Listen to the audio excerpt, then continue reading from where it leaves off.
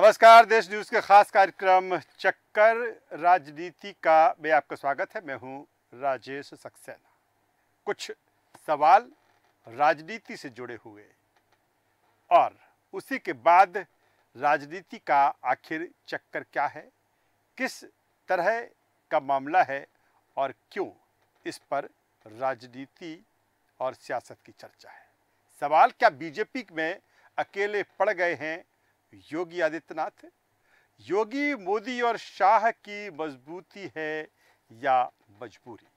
योगी के सामने हैं कई सारी चुनौतियां। हम बात कर रहे हैं उत्तर प्रदेश की राजनीति की। अटकलें थी कि यूपी के मुख्यमंत्री योगी आदित्यनाथ और प्रधानमंत्री नरेंद्र मोदी के बीच अनबन है। तभी 21 नवंबर 2021 को दो तस्वीरें सामने आई। एक में मोदी योगी से कुछ कहते दिखे, दूसरे में कैमरे की तरफ पीठ के हुए मोदी योगी के कंधे पर हाथ रखे हुए थे। योगी आदित्यनाथ के सोशल मीडिया अकाउंट से इन तस्वीरों को साझा करते हुए लिखा गया, हम निकल पड़े हैं प्रण करके, अपना तन मन अर्पण करके। जिद है, एक सूर्य उगाना है, अंबर से ऊंचा जाना है। अगले 2.5 साल में योगी दोबारा यूपी के सीएम बन गए और मोदी तीसरी बार पीएम। मगर जिस अंबर से ऊंचे जाने और सूर्य उगाने की बात मोदी और योगी की तस्वीरों के साथ लिखी गई थी, वो बस कवि की कल्पना ही रह गई। 2017 यूपी विधानसभा चुनाव में 312 सीटें जीतने वाली बीजेपी 2022 में 255 सीट ही जीत पाई। 2019 लोकसभा चुनाव में यूपी की 62 सीटें जीतने वाली बीजेपी 2024 में 33 सीटों पर सिमट गई। बीजेपी के इस सियासी ढलान के साए में योगी आदित्यनाथ और केशव प्रसाद मौर्य के ताज़ा बयानों ने फिसलन बढ़ाई है। सवाल उठ रहा है कि 2024 चुनाव के बाद क्या मोदी और अमित शाह के नेतृत्व वाली बीजेपी के सामने योगी आदित्यनाथ मजबूती बन गए हैं या मजबूरी? ये बड़ा सवाल है। योगी आदित्यनाथ के सामने क्या चुनौतियां हैं या वो खुद किसी के लिए चुनौती हैं? नरेंद्र मोदी, अमित शाह के बाद संभवतः योगी आदित्यनाथ ही है जिन्होंने बीते चुनावों में कई राज्यों में जाकर प्रचार किया। बीजेपी के स्टार प्रचारकों की लिस्ट के शुरुआती नामों में योगी आदित्यनाथ का नाम आता है। अगर बीजेपी में योगी की बनी इस जगह की शुरुआत ही एक बगावत से हुई थी। कुछ साल पीछे चलते हैं। काला चश्मा, टाइट कपड़े वाले अजय सिंह बिष्ट यानी योगी आदित्यनाथ के कॉलेज वाले थे। शरद प्रधान और अतुल चंद्रा अपने खिताब योगी आदित्यनाथ में लिखते हैं, अजय सिंह बिष्ट के एक जीजा चाहते थे कि वो एक वामपंथी पार्टी की स्टूडेंट विंग से जुड़े, मगर अजय एबीवीपी से जुड़े। खूब मेहनत की, मगर जब एबीवीपी ने अजय को उम्मीदवार नहीं बनाया तो विरोध की पहली चिंगारी दिखाई दी। अजय बिष्ट उर्फ योगी एबीवीपी के खिलाफ ही निर्दलीय चुनाव लड़ गए, मगर जीत न सके। ये योगी आदित्यनाथ की चुनावी राजनीति की पहली और इकलौती हार है।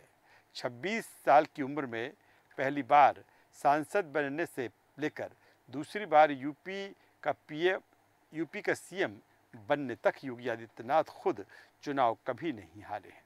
अगर कभी पार्टी के भीतर ही योगी की बात ना सुनी जाए तो इसका असर चुनावी नतीजों में भी देखने को मिला। जानकारों के मुताबिक योगी का बीजेपी में रहते हुए ही पार्टी नेताओं से टकराव रहा है। वो अपने लोगों की सूची नेतृत्व के सामने रखकर टिकट मांगा करते। कई बार योगी ने बीजेपी के खिलाफ ही बागी उम्मीदवारों को खड़ा किया और प्रचार भी किया, मगर वक्त के साथ योगी का रुख नरम हुआ। योगी बनाम बीजेपी के बड़े नेताओं का यही टकराव लोकसभा चुनावी नतीजों के बाद एक बार फिर दबी जबान सामने आ रहा है।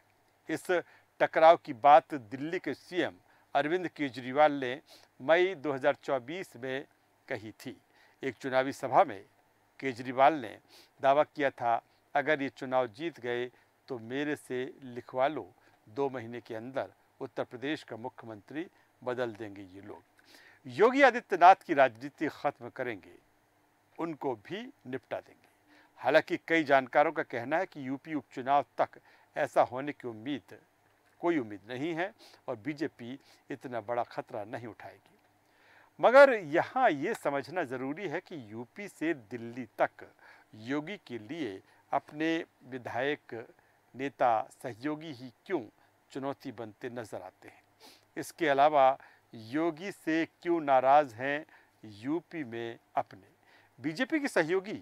अपना दल सोनेवाल की नेता और एनडीए सरकार में मंत्री अनुप्रिया पटेल ने भी योगी आदित्यनाथ से अपनी शिकायत सार्वजनिक की थी। अनुप्रिया ने कहा था कि सरकार अनुसूचित जाति, अनुसूचित जनजाति और पिछड़े लोगों को रोजगार देने के मामले में भेदभाव कर रही है। योगी आदित्यनाथ की राजनीति में बुलडोजर की खास अहमियत है।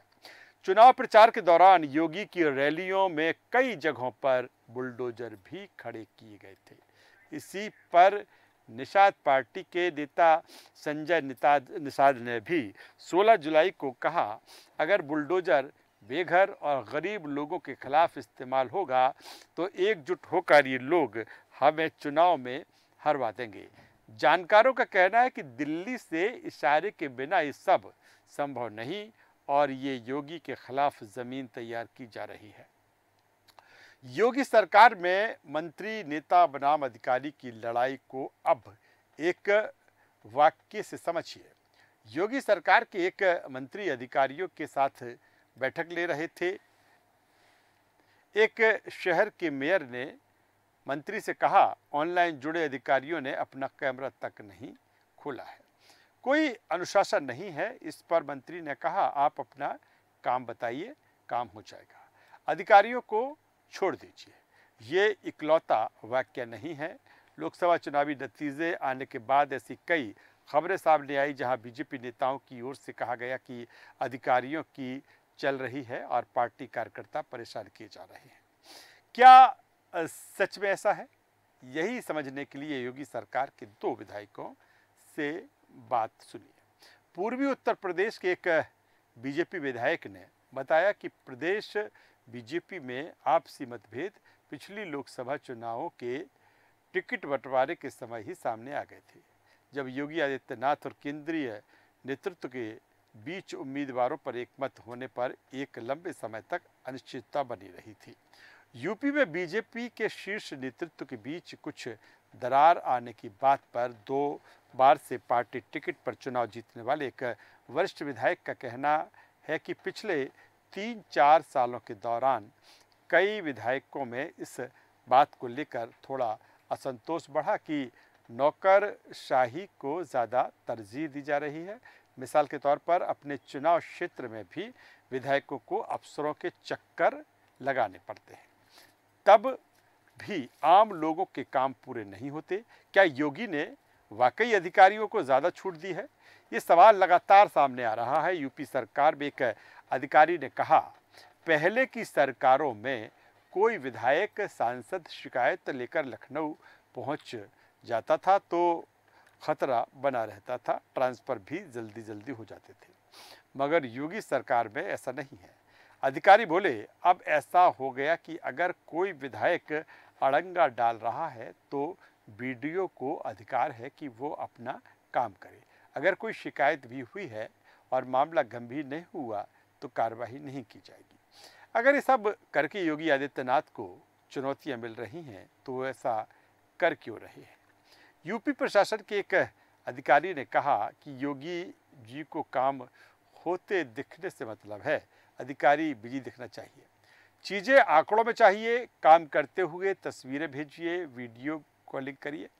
अखिलेश की मशीनरी ये थी कि काम करिए, नतीजों में दिखेगा।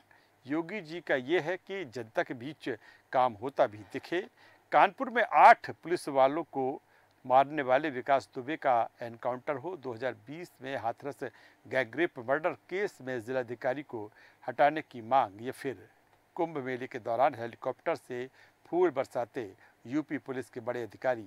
योगी और अधिकारियों के रिश्ते को आप ऐसे कई वाक्यों से समझ सकते हैं।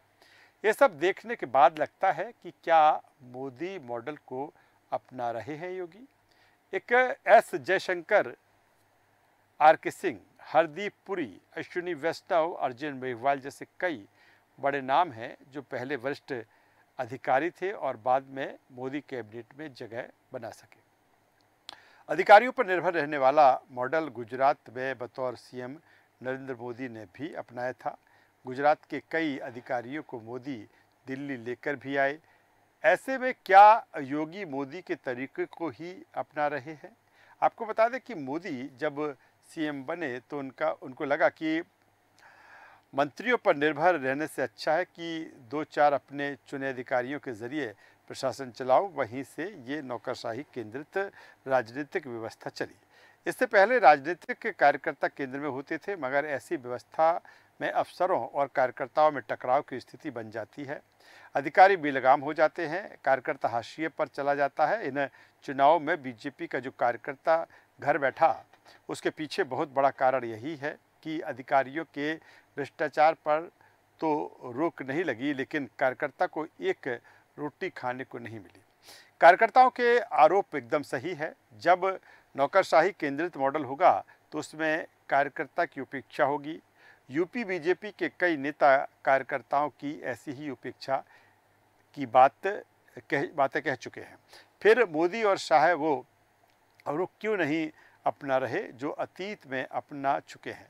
बीते कुछ सालों में बीजेपी शासित राज्यों और इन नामों को याद कीजिए। मध्य प्रदेश के शिवराज सिंह चौहान, हरियाणा के मनोहर लाल खट्टर, उत्तराखंड के त्रिवेंद्र सिंह रावत और तीरथ सिंह रावत, गुजरात के विजय रूपाणी, त्रिपुरा के विप्लव देव। चुनाव से पहले या चुनाव के बाद बीजेपी ने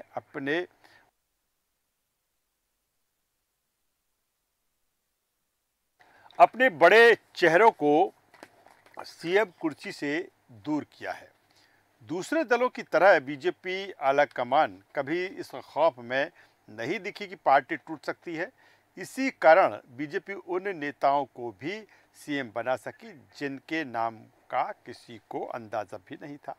मगर यूपी के मामले में ऐसा नहीं होता है। इसकी क्या वजह है? योगी आदित्यनाथ बीजेपी की मजबूरी भी है और मजबूती भी।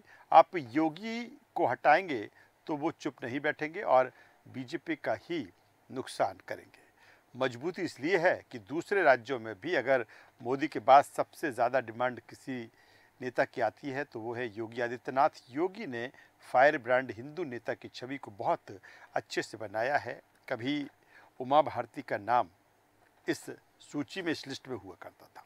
दूसरी वजह है नाथ संप्रदाय जो पूरे देश में फैला है और योगी और उसके महंत हैं। बीजेपी इसकी उपयोगिता को समझती है। हिंदू ध्यावे दिहुरा, मुसलमान मसीत, जोगी ध्यावे परम पद, जहां देहुरा ना मसीत।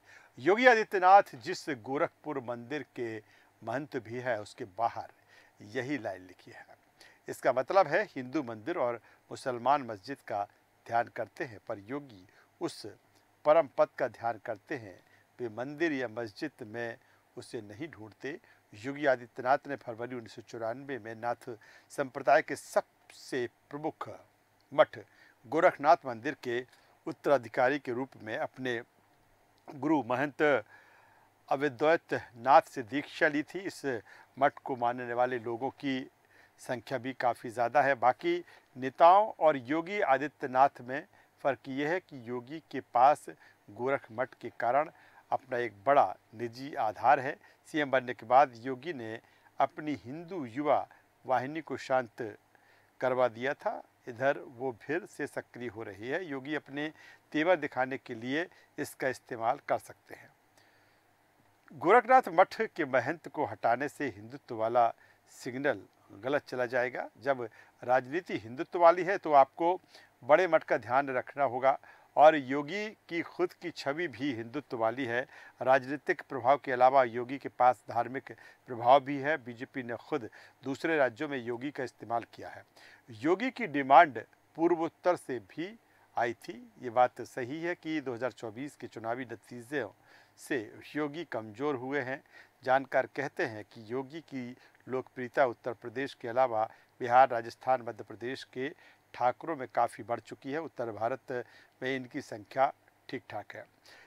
इसे खोने का भी बीजेपी को डर है। इन वजहों से योगी को हटाना आसान नहीं है। ऐसे हालात जहां योगी का कद बढ़ने की संभावनाएं हैं और पार्टी को भी कमज़ोर होने से बचाना है, तब मोदी और शाह की अगुवाई वाली बीजेपी के सामने क्या चुनौतियां हैं। बीजेपी के जानकारों का कहना है कि मोदी, शाह और योगी तीनों के लिए एक ही चुनौती आ रही है। ये वो समय है जहां बीजेपी का कमज़ोर होना दिख रहा है। लोकसभा चुनाव ने भी स्पष्टता के साथ इसको सामने ला दिया है। पार्टी के कमज़ोर होने पर जिसकी लोकप्रियता ज़्यादा होगी वो भी नीचे आ जाएगी। योगी आदित्यनाथ मोदी के लिए उतनी बड़ी चुनौती नहीं है जितनी शाह के लिए है।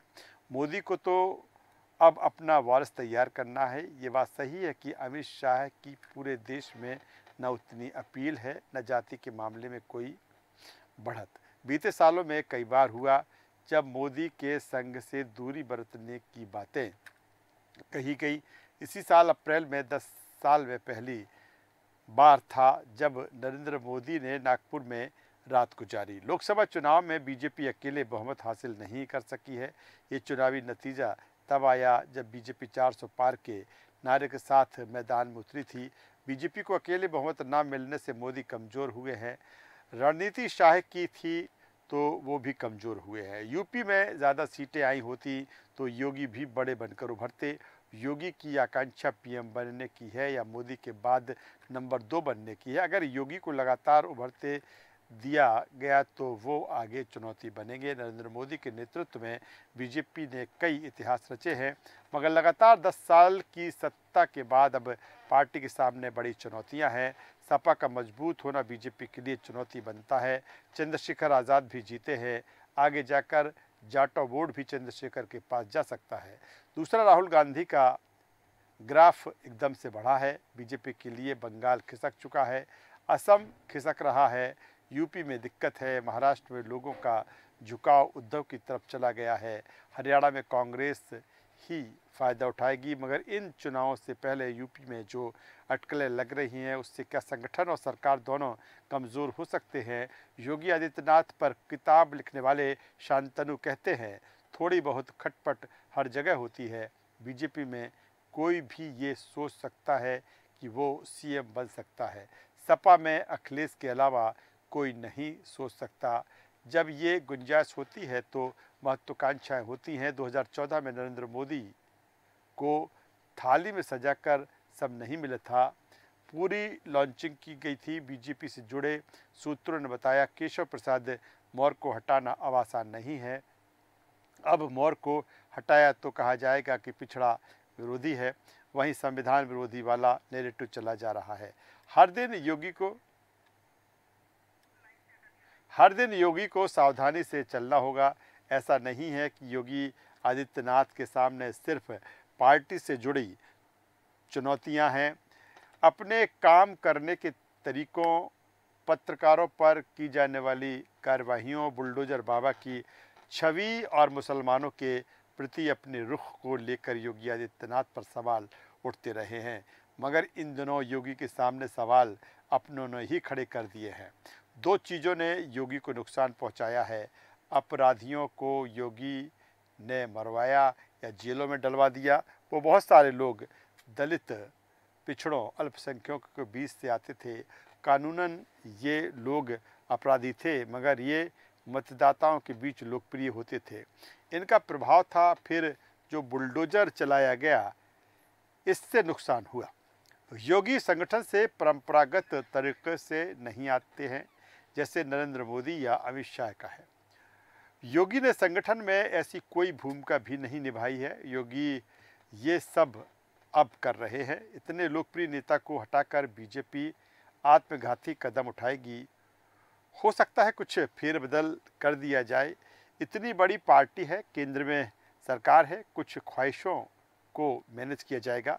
योगी समझते हैं कि आप पार्टी के ज़रिए ही सरकार बना सकते हैं, तो वो खुद में भी कुछ बदलाव करेंगे। अगस्त 2024 में यूपी की 10 विधानसभा सीटों पर उपचुनाव हो सकते हैं। 2022 में इन 10 सीटों पर सपा 5 और बीजेपी 3 सीटें जीती थीं। ये सीटें हैं फूलपुर, कटहरी, करहल, मिल्कीपुर, मीरापुर, गाज़ियाबाद, मझवा, सीसामऊ, खैर, कुंदर की जो उपचुनाव होने जा रहा है। इसी पर योगी का बहुत कुछ निर्भर करेगा। इन चुनाव में यूपी के अंदर अखिलेश यादव की सपा भी बड़ी पार्टी बनकर उभरी है। अगर इस चुनाव में योगी अपनी कुर्सी बचा ले गए तो वो ताकतवर बनकर उभरेंगे। सपा कांग्रेस ने जैसा असर अपना इन चुनाव में दिखाया है, यानी कि लोकसभा चुनाव में दिखाया है, तब तक वो इस माहौल को बना रख पाएंगे, ऐसा टेम्पो वो बना के रख पाएंगे, ऐसा होना मुश्किल ही है। इसकी तुलना में योगी ज़्यादा प्रभावशाली बीजेपी के अंदर हो सकते हैं या हो जाएंगे, ये आने वाला समय बताएगा। योगी मोदी से ज़्यादा शाह के लिए चुनौती बनेंगे। योगी ने पार्टी के अंदरूनी मामलों में कभी सार्वजनिक तौर पर इशारों में भी कुछ नहीं कहा। जैसे मौर्य बोलते हैं वैसे योगी नहीं बोलते हैं। ये बात उनके पक्ष में कही जाती है। यूपी बिहार से चुनावों के दौरान ऐसे कई वीडियो वायरल हुए जिनमें मतदाता ये कहते दिखे कि दिल्ली में मोदी, यूपी में योगी। कई सवालों वाला है उत्तर प्रदेश। मई 2019 में बीजेपी के वरिष्ठ नेता रहे यशवंत सिन्हा ने दावा किया था कि 2002 दंगों के बाद तत्कालीन पीएम अटल बिहारी वाजपेयी नरेंद्र मोदी को हटाना चाहते थे, मगर लाल कृष्ण आडवाणी ने ऐसा नहीं होने दिया। साल बीते और 2013 में पीएम पद की रेस में आडवाणी मोदी से पिछड़ गए। फिर 2014 में जब मोदी पीएम बने तो आडवाणी मार्गदर्शक मंडल में भेज दिए गए। 2017 में यूपी का सीएम कौन होगा, इस सवाल के जवाब में जब मनोज सिन्हा, केशव प्रसाद मौर्य का नाम सुनाई दे रहा था, तब मोदी शाह के नेतृत्व में योगी आदित्यनाथ ने सीएम पद की शपथ ली। इन बीते सालों में एक बड़ी आबादी की नज़र में मोदी के बाद योगी का कद ठहरता है। राजनीति में अवतार इतिहास खुद को दोहराता है। ये मामूली सी बात शायद कई नेताओं की बेचैनी बढ़ा सकती है। लोकसभा चुनाव के नतीजे आए तो राज्य भारतीय जनता पार्टी नेतृत्व के लिए चिंता का सबब बने। उनमें उत्तर प्रदेश का नाम सबसे ऊपर रहा। बीजेपी लोकसभा में बहुमत के 272 के आंकड़े से जितनी पीछे रही, वो अकेले यूपी पूरा कर सकता था, मगर ऐसा नहीं हुआ। यही वजह है कि तब से लेकर अब तक उत्तर प्रदेश में भाजपा को लेकर चर्चाएं थमी नहीं हैं। फोकस में सूबे के मुख्यमंत्री योगी आदित्यनाथ हैं। एक और जहां केशव प्रसाद मौर्य बनाम योगी की चर्चा गर्म है, वहीं दबी जुबान में ये भी कहा जा रहा है कि दिल्ली के मुख्यमंत्री अरविंद केजरीवाल की वो भविष्यवाणी सच साबित हो सकती है। कितनी इसमें सत्यता है और भविष्य के गर्त में आगे क्या छुपा है, क्या उत्तर प्रदेश में सब कुछ ठीक ठाक रहेगा या फिर जिस तरह की चीज़ें चल रही हैं उसमें कुछ और देखने को मिल सकता है। चक्कर राजनीति का मैं आज बस इतना ही। कल फिर मिलेंगे एक नए विषय के साथ, एक नए मुद्दे के साथ। तब तक रहिए, देखते रहिए देश न्यूज़। हमें दीजिए इजाज़त। नमस्कार।